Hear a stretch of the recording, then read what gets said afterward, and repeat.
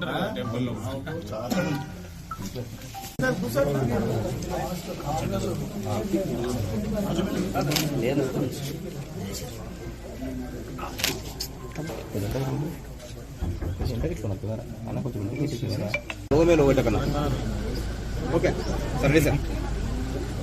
నిన్న చిలుకూరు బాలాజీ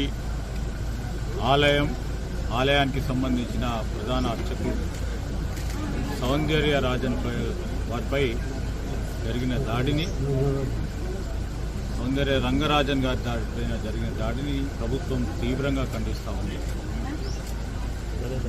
రామరాజ్యం పేరిట ఎవరైనా హింసాత్మకమైన ఘటనలు చేసినా ప్రభుత్వం చూస్తూ ఊరుకునేది లేదు, ఉపేక్షించేది కూడా లేదు.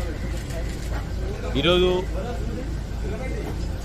దాడులు చేసిన వారిపై కఠినంగా ప్రభుత్వం వ్యవహారం చేస్తుంది. నిన్న కూడా జరిగిన సంఘటనకు సంబంధించిన సమాచారాన్ని పూర్తి స్థాయిలో ఒక పక్షాన వెంటనే ఆ నిందితులను అరెస్ట్ చేస్తూ స్థానిక పోలీసు యంత్రాంగం